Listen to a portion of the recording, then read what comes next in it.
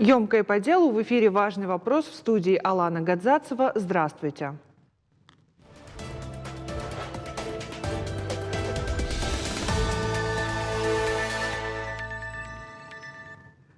Все больше Владикавказ приобретает статус туристического центра притяжения, и тем более гармоничным и аутентичным хотят видеть его и жители, и гости республики. Однако, окинув беглым взглядом улицы столицы, можно заметить немало вывесок, которые выбиваются из общего архитектурного контекста. Ну, скажем, историческое здание и какая-то кричащая, пестрая неоновая надпись. Далеко не всегда это вписывается в общий облик города. Примечательно еще и то, что именно кричит эта вывеска и на каком языке. Специалисты управления архитектуры и градостроительства администрации местного самоуправления города Владикавказа взялись за дело, засучив рукава.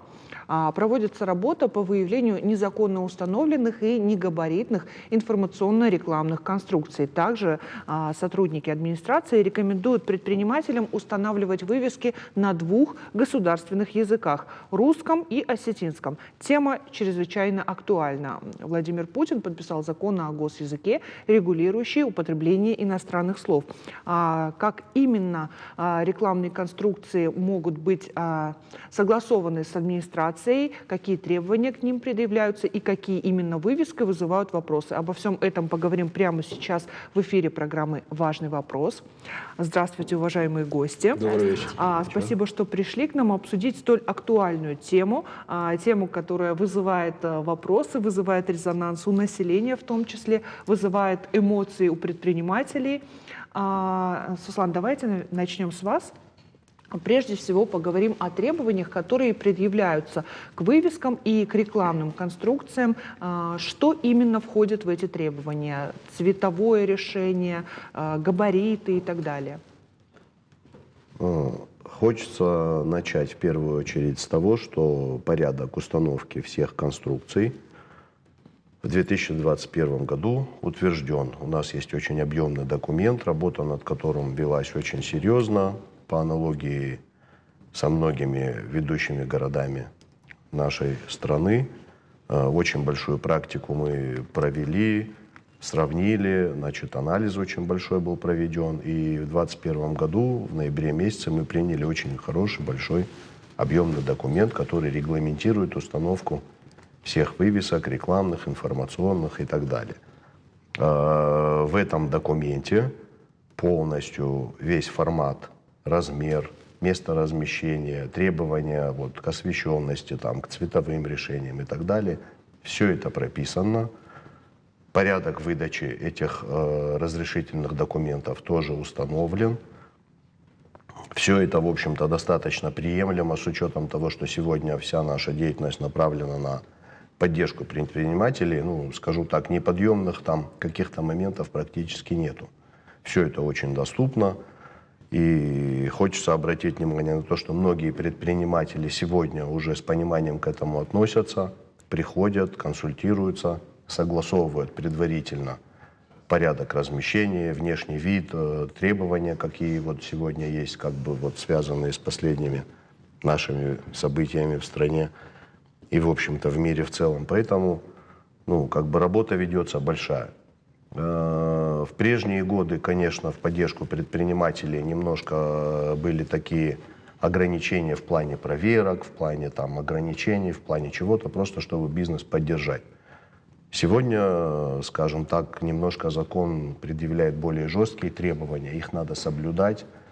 Есть какие-то определенные моменты, связанные, как вы отметили, и с языковыми моментами, и с форматами. Допустим, такие большие конструкции, как билборды и всякие другие большие рекламные конструкции, которые требуют предоставления земельных участков, установки определенных больших конструкций.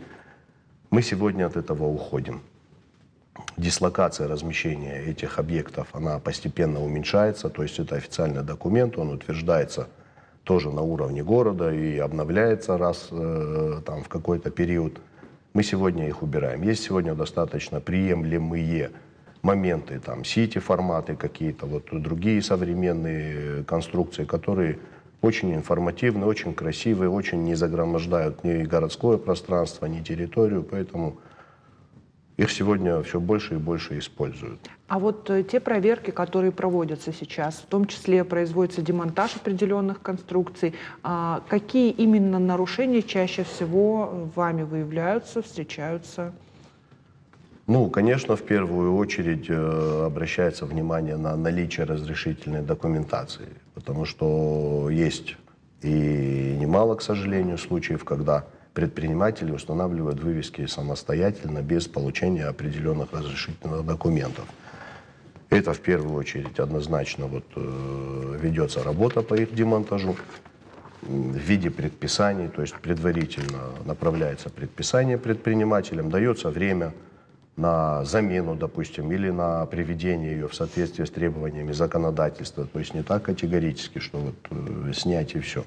Это тоже определенный порядок, и в этом направлении мы тоже работаем, потому что предпринимателей тоже мы понимаем, это расходы, это время, это бизнес, это люди, и поэтому в этом направлении тоже ведется работа, но, к сожалению, навести порядок без каких-то жестких мер не получается, поэтому в этом направлении приходится работать. Подключаем к нашей беседе Диану. Вот вы как юрист, скажите, какие нюансы нужно учитывать предпринимателю действительно, когда он приступает к работе, открывает какой-то бизнес, либо у него есть уже действующий бизнес, и чтобы не возникло подобных сложностей, проблем с администрацией. Сейчас есть разные моменты, которые стоит учитывать, в том числе и регистрация торговых марок, и к ним уже подход совершенно другой, чем просто к названию условного магазина.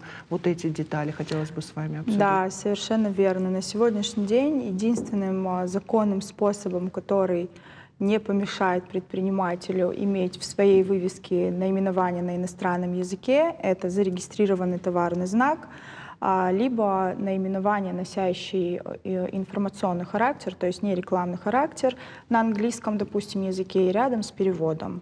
Также хотелось бы пояснить для всех, что такое вывеска и что такое рекламная вывеска. То есть, допустим, если написано название кофейни, да, там, допустим, «Stories», то это вывеска. А если написано «Заходите в Stories», то это уже реклама. То есть, допустим, на сегодняшний день все эти моменты регулируются 3 законодательными актами крупными. Это закон о рекламе, закон о защите прав потребителей и федеральный закон о русском языке. То есть, да, правильно, как уже было сказано, что в октябре прошлого года были внесены окончательные поправки, принятые в закон.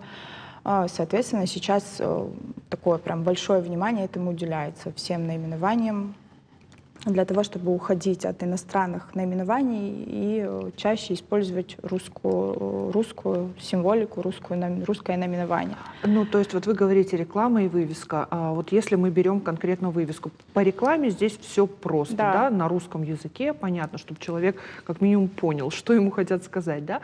Но если мы говорим о вывеске, о названии там того или иного магазина, кофейни, ресторана, чего угодно, то получается, нужно переводить это как транскрипция, получается, на русский язык? Да, совершенно верно. Транскрипция. Почему? Объясню. Потому что именно наименование, которое на английском языке, оно должно быть понятно. То есть, да, допустим, тот же самый формат, когда пишут слово «sale», да, или «fresh», или «кофе». То есть человек, который не знает иностранного языка, он может неправильно понять эту информацию. А по закону о защите прав потребителей это недопустимо. Соответственно, здесь вот такие моменты. Но, допустим, я, как юрист, ко мне обращаются, да, очень часто сейчас предприниматели с вопросом, да, правомерны ли действия администрации, неправомерны ли действия администрации. Естественно, единственное, что нужно учитывать, это при монтаже вывески нужно было обращаться в администрацию за получением разрешения. То есть есть определенный регламент, когда человек приходит, оплачивается официально госпошлина, заполняется заявление и плюс согласовывается макет вывески.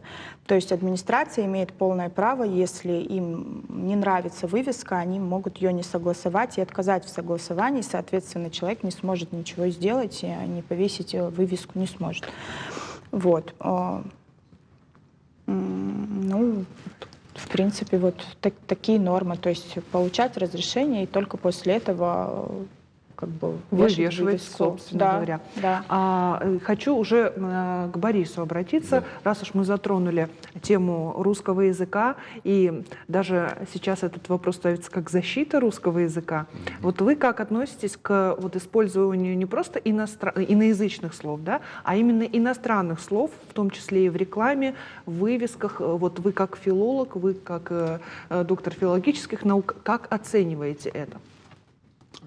Я это оцениваю отрицательно. Еще в XVIII веке наш выдающийся лингвист, ученый, энциклопедист Михаил Васильевич Ломоносов называл заимствованные слова, которые не вошли в русский язык, дикими и несуразными, и относил их исключительно к низкому стилю. О чем говорит вот этот момент, о том, что сейчас вот употребляет иноязычные слова? Вот коллега сказал, что значит, нужно, если вы употребляете в именовании иноязычное слово, то нужен его перевод. А зачем вообще его называть иноязычным словом? Что, нельзя его назвать по-русски или по-стински?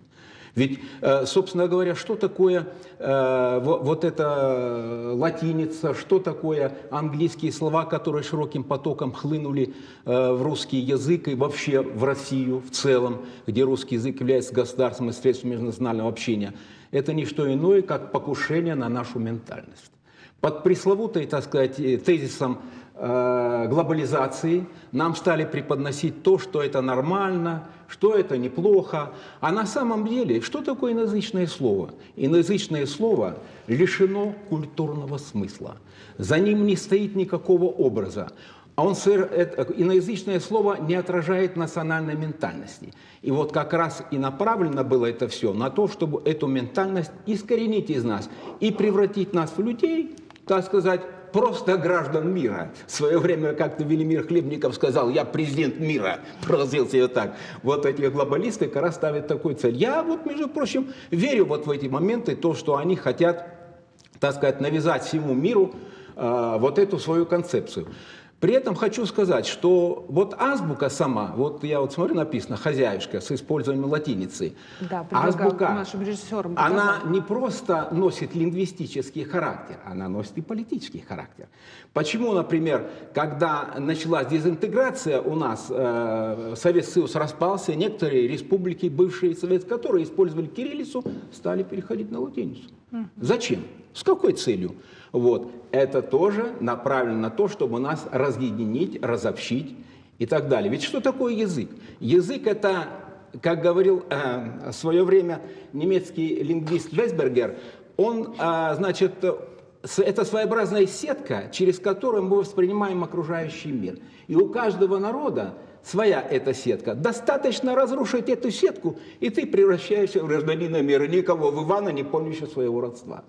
И это, вот эти вот вывески и прочее, это совершенно не безобидная вещь. Не безобидная. Это только кажется так. А что здесь такого? Что он написал вместо «рес», написал «форест» название ресторана, или «кофе стар» написал, или что-то в названии кофейни и так далее.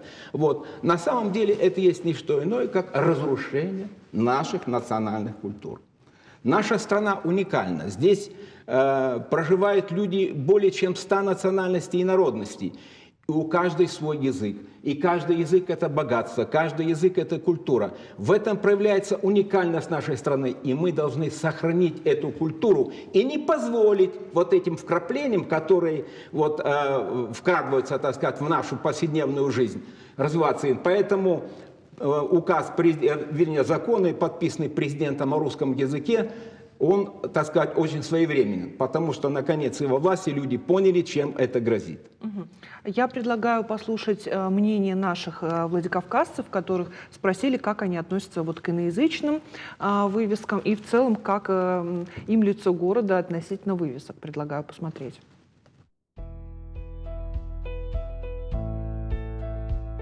Нормально. Нормально. Если компания... Но здесь же надо тоже не со стороны зрителя смотреть, надо же еще за того предпринимателя подумать, потому что вдруг он хочет выйти на мировой рынок, а там, конечно, английский больше котируется. А для местного рынка больше вообще шикарный бренд, остинский язык. Только за. Хорошо. Я тоже, да, думаю, за. Ну, положительно. Мне нравится такой подход. Позитивно, да. Мне как-то все равно, на каком языке вывески. Прикольно, если будут и на эстинском, ну и на английском, ничего против не имею. Если это национальные продукты, то я считаю, что стоит перевести на русский и осетинский. А если это продукты, которые вводятся из-за рубежа или имеют более высокий статус из-за своей цены, то лучше оставить на английском. Надо, да, обязательно все поменять на астинский. Честно, я как-то даже не наблюдала особо, не видела их, не могу сказать. Которые уже русифицированы, да, мне очень нравится, особенно на осетинском, которые. Я, собственно, здесь живу недавно, я их просто не замечаю, эти рекламные щиты. Не знаю почему. Да, нравится. Хорошие делают, классные делают. Большинство, да. В целом, ну, есть что поправить. Но в целом нормально. На 7 из 10, но есть что поправить. Такой пристальный взгляд городового в конце говорящий. Ну, лично мне зацепило слух мнение по поводу того, что иностранные товары, да, которые поставляются в Россию, они более статусные, как-то молодой человек сказал, я не запомнила точно, но суть в том, что вот иностранное слово, оно как-то звучит более выигрышно, как будто бы такое восприятие есть такое. Вот если ты говоришь какое-то непонятное слово, значит ты умный. Если ты говоришь иностранное слово, если этот товар называется по-английски, значит он дороже. Ну вот, как вы это прокомментируете? Вы совершенно правильно сказали, то есть вот так говорят, мы его считали умным до тех пор, пока не понимали его. А когда поняли, что он довольно-таки глуп. Это совершенно верно. Поэтому, значит, зачастую это делается с той целью, чтобы привлечь внимание. Потому что слово, например, русское или осетинское, оно считается уже как бы для этого человека, ну, привычным, а тут что-то такое непривычное. И вот в этой графике кроется своеобразная экспрессия. Я хочу сказать, да, что вот в настоящее время появились слова, так называемые кентавры, когда полслова написано с использованием латиницы, а полслова с использованием кириллицы. Вот. Значит, это тоже делается с целью придания экспрессии. Но в целом, конечно, это не что иное, как языковая игра. Но язык — это не игрушка, он прежде всего дан человеку для того, чтобы выражать свои мысли, вот, для того, чтобы транслировать свою культуру. Поэтому вот такой подход относительно того, что вот, значит, если значит, это статусный товар и так далее, зарубежный, это, знаете, вот мне тоже это коробит, когда мы признаем свою вторичность. Вторичность свою. Это меня вторичность, она во всем. Вот если какой-то иностранный ученый сказал, или иностранный журналист сказал и так далее, вот. Но это мы просто-напросто представляем себя какими-то не совсем полноценными людьми. Это, от этого нужно уходить. От этого уходить надо. У нас высочайшая культура, выдающаяся культура. У нас выдающиеся ученые. У нас, вот смотри, сейчас идет спецоперация. У кого самая лучшая военная техника? У нас. Где эта американская хваленая техника? Все, пшик оказался, пиар. Вот по пиару они молодцы. А вот в деле они оказалось, что уступать. Конечно, мы уступаем им во многом, но мы должны их догонять, да, и далее. И не копировать просто. И вот зачастую даже на телевидении многие передачи копируются просто с иностранных передач. Это тоже плохо. Надо свои продукты придумывать. Надо поверить в свои силы. Вот в чем дело. Вот что такое кроется за этими словами и вообще вот за этим вот подражанием. Подражание ни к чему не приведет. Да, можно взять что-то из-за рубежа, но эту передачу так сделать, чтобы она была совершенно по-другому. Смотрите, когда в 1936 году вот начались эти реформы, которые проводил Сталин, и в Америке была Великая депрессия, сюда хлынули широким потоком американские инженеры, нашим инженерам была задача: вы не просто у них учитесь, вы превосходите их. И что, не превзошли разве? Построили самый лучший в мире танк Т-34. Это наши ученые построили, а не американцы и не немцы. Вот что значит учиться и двигать дальше. Вот это для нас прекрасный ориентир. Вот на это мы должны ориентироваться. Да. Да, если возвращаться к теме конкретно вывесок, я бы хотела, Суслан, вас спросить. Вот есть какие-то ориентиры, как сказал Борис Всеволодович, брать пример? Вот с кого нам брать пример в этом направлении? Вот в частности, например, в Татарстане, да, где тоже два государственных языка. И мне кажется, это довольно неплохой пример, где даже вот в одной из видеоподборок, которую мы показывали, были примеры там, с переводами на татарский язык вывесок. Вот есть такие ориентиры, векторы, которые себе обозначила администрация как положительные примеры? Есть, конечно, и в первую очередь хочется вот в этом плане что отметить. Да? Во-первых, реклама изначально как бы вот явление для нас относительно новое. Да? То есть вот когда мы вообще попали вот в рыночную экономику, то есть мы ушли вот от государственного всего, и для нас это все было новое, конечно, вот это все обрушилось. И мы вот, попав вот в эту вот суету, как бы, да, не совсем вот в этом всем разбирались, и, естественно, примером для нас был Запад. Западный капитализм, западный бизнес, западный менеджмент и вот эти виды деятельности, там, франшизы, патенты и так далее, то есть вот фирмы, которые вот, естественно, как двигатель торговли, свои наименования и все это, то есть вот, как вы говорите, сегодня мы от этого должны уходить. Мы с вами, в первую очередь, когда приходим в магазин за продуктами, мы ищем продукты, которые написаны или произведены вот здесь, на месте, своими руками, даже, может быть, вот вообще без всякой этикетки, без ничего, просто вот тот же хлеб, тот же молоко, тоже что-то. Вот я думаю, что любой товар, в принципе, он должен быть ориентирован на покупателя. Если мы будем вот приходить к экономике, к своей, да, то мы должны свою экономику. То есть для чего нужна реклама? Это бизнес, это торговля, это какие-то виды деятельности, которые должны поддерживать, скажем так, отечественного производителя. Конечно, понятно, там, где есть франшизы, где есть патенты, где есть представители каких-то фирм, им будет сложно вот в этом формате работать. Но сегодня мы тоже, как бы, закон о рекламе, он тоже не беспощадный, как бы, да, он тоже позволяет вот в этом плане поработать. Есть какие-то послабления, но все равно надо от этого уходить. Надо идти, вот, как сказал наш уважаемый коллега, надо идти к своему.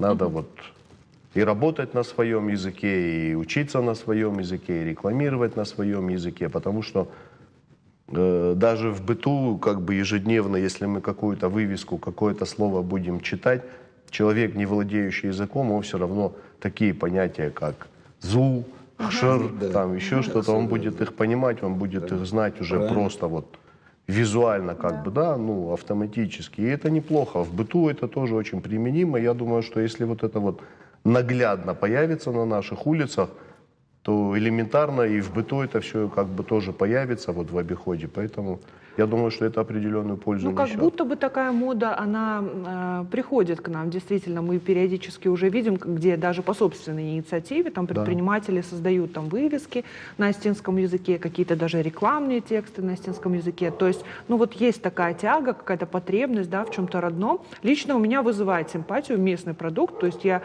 всегда предпочту какой-то местный, допустим, продукт питания, чем привозной. Но это там сугубо такое личное мнение, там поддержка своих производителей. Диан, вот вас хочу спросить. Кое-где в сети попадаются такие фотографии, кадры, где, например, популярные бренды, допустим, какие-то шампуни, мыло и так далее, вот буквально переведены уже на русскую кириллицу, да, то есть это тенденция, как вы ее воспринимаете, и с точки зрения юридической, вот как франшизе, опять же, да, производителю, перестроиться на другие рельсы? Я считаю, это, как сказать, людям, наверное, немножко непривычно, потому что за такой большой промежуток времени, да, допустим, я там сколько росла, помнила эти наименования на иностранных языках. Но сейчас, исходя из того, что все практически товары иностранные переводятся на русский язык, считаю это абсолютно нормальным. Всем этим организациям просто вносить изменения в свою документацию, это тоже не составляет какого-то такого объемного труда. Я думаю, что, в принципе, с точки зрения юридической составляющей все это возможно сделать. Мне бы вот просто в этом формате хотелось бы поддержать все-таки сторону предпринимателей в части вывесок с иностранными наименованиями и так далее. По поводу того, что опять-таки, если есть желание оставлять вывеску на иностранном языке, то есть это тоже, да, как сказать, такая индивидуализация, да, человек, может быть, хочет за счет наименования своего какого-то продукта, либо наименования своего бизнеса как-то самовыражаться, да, это тоже не запрещено. Соответственно, законодательно закрепить это и зарегистрировать товарный знак. У нас есть структура очень крупная, Роспатент называется. Туда можно подать заявку, зарегистрировать свой товарный знак, заранее проверить, имеется ли такое наименование. И, может быть, просто колоссальное число предпринимателей не понимает на сегодняшний день огромное преимущество в том, что несет в себе регистрация товарного знака. Что же она несет? Какое преимущество? Ну, я, допустим, основные моменты вот себе выделила, что помимо возможности использовать свое название на латинице в любых рекламных сообщениях, регистрация товарного знака дает компании монополию на бренд. После регистрации ни один конкурент в любом регионе Российской Федерации не сможет взять себе такое же название, доменное имя сайта или настроить рекламу в интернете на ваш фирменный запрос. За нарушение прав на чужой товарный знак компания выплачивает компенсацию до 5 миллионов рублей. Дальше еще товарный знак можно поставить на учет как нематериальный актив и увеличить стоимость компании. Цена известных брендов может достигать огромных сумм, таких как, например, бренд Сбер. То есть вот именно Сбер по состоянию на январь 2022 года стоил 12,8 миллиардов долларов. То есть здесь множество преимуществ в регистрации товарного знака. Наша юридическая компания занимается этими вопросами, то есть мы помогаем предпринимателям в регистрации товарных знаков. И я считаю, что на законодательном уровне, то есть я не говорю, например, что да, там администрация где-то неправильно и незаконно что-то делает. Однозначно администрация действует в рамках действующего законодательства, да? Но, допустим, есть предприниматели, которые говорят, к нам пришли, просят, чуть ли не требуют демонтировать вывеску за свой счет, поменять эту вывеску.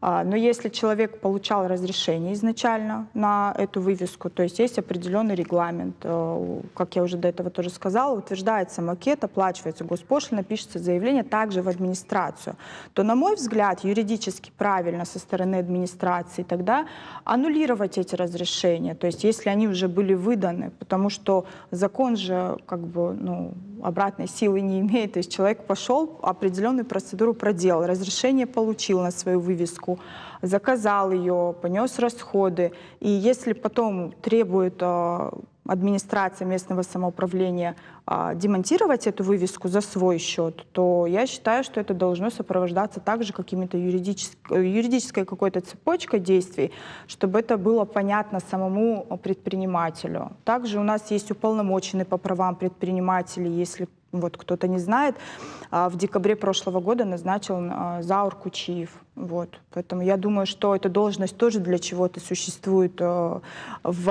аппарате нашего правительства республики.